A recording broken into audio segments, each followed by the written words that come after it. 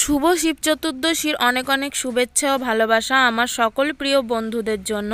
তোমরা সবাই কেমন আছো? আশা করছি তোমরা সবাই খুবই ভালো আছো, আর যে যেখানে আছো সুস্থ আছো। আমিও ভীষণ ভালো আছি। তো সবার সুস্থতা কামনা করি আজকে আমি একটা ব্লগ শুরু করলাম।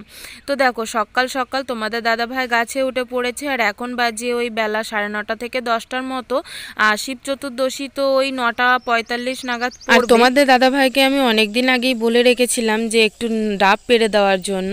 তো অনেক কাউকে বলেছিল, কেউ পেড়ে দেয়নি দেখে। আর না, ডাব গাছটা না আমাদের অনেকটা উঁচু, অনেকটা উঁচু, তার জন্য ওকে উঠতে বারণ করেছিলাম। সেই আর কি, ওকেই উঠতে হলো, কেউ মানে কাউকে পেলোই না।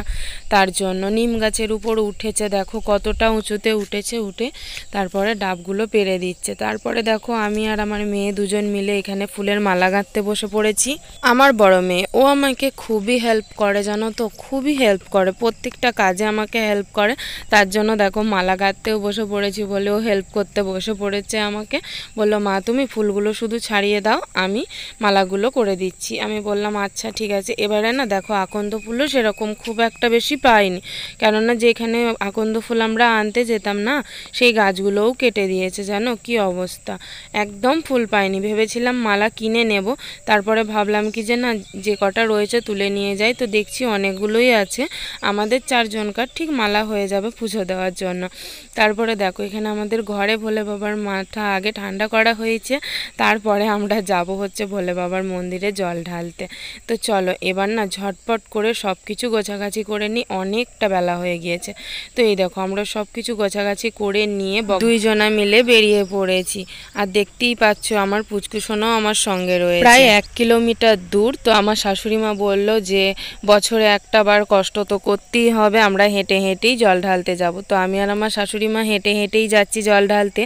আর আমার ছোটো যা মেজো যা ওরা আগে চলে গিয়েছিল, কেননা বাড়িতে পুচকুসোনারা সব রয়েছে, তার জন্য ওরা আগে জল ঢেলে চলে এসেছে। তারপরে এবার আমরা যাচ্ছি। আর আমাকে তো নিয়েই যেতে হবে আমার মেয়েকে, বুঝতেই পারছো, ওকে না নিয়ে গেলে আবার অনেক কিছু হয়ে যাওয়ার আছে, তার জন্য। তো আমি সব কিছু গোছাগাছি করেছিলাম, সেইটাই তোমাদেরকে দেখালাম। আর দেখছো এখানে কি পরিমাণে ভিড়টা আছে, প্রচণ্ড পরিমাণে ভিড়, দেখতেই পাচ্ছ কত বড় লাইন। এই যে হলো আমাদের ভোলে বাবার মন্দির, এইখান থেকে লাইন দিয়ে এখন যাব পুরো একদম সামনের দিকে। পিছন দিকে দেখো কতটা লাইন পড়েছে, এই লাইনটা দিয়ে এখন পার করতে আমাদের প্রায় মনে হয় সন্ধেই হয়ে যাবে।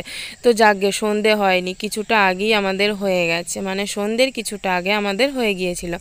তারপরে দেখো, এখানে আমরা সব ফল টল কাটছি, ফল আর সাবু খাবো আমরা। আর সবাই মিলে দেখো বসে পড়েছে, ছোট্ট ছোট্ট পুচকুরা। আমাদের ভিডিও দেখে তোমাদের কাদের কাদের মনে হচ্ছে বলো তো, যে আমাদের বাড়িতেও ঠিক এমনটা হয়? আমাকে কমেন্টে জানাতে কিন্তু একদম ভুলবে না। আমাদের পুচকুরা যখনই দেখবে কিছু কাটাকাটি করছি ভালো জিনিস, তখনই আমাদের পুচকুরা সব চলে আসবে বাটি নিয়ে। দেখতে পাচ্ছ, বাটি নিয়ে চলে এসেছে। আর আমার শাশুড়ি মাকে বলেছি যে মা তুমিও চলে আসো আমাদের ঘরে খাবার নিয়ে, একবারে একসঙ্গে বসে সবাই মিলে গল্প করতে করতে খাবো। তারপরে বাসনের ভর্তি হয়ে গিয়েছিল বন্ধুরা, কি বলবো তোমাদেরকে, এত পরিমাণে বাসন হয়ে গেছিলো। সেই বাসনগুলো মাজতে মাজতে তোমাদেরকে টাটা বাই বাই বলবো। আর আজকে না খুব কষ্ট হয়ে গিয়েছে, জানো তো, কেন জানি না। অন্য অন্য দিন কিন্তু অনেক রাত্রিরে পরে সারাটা দিন উপোস থাকি, তাও কিছু হয় না, কিন্তু এবারে দেখো তাড়াতাড়ি জল ঢেলে চলে এসেছি, তাও যেন একদমই ভালো লাগছে না, শরীরটা খুবই দুর্বল লাগছে। তো চলো আজকের ভিডিও এতটুকুই, টাটা।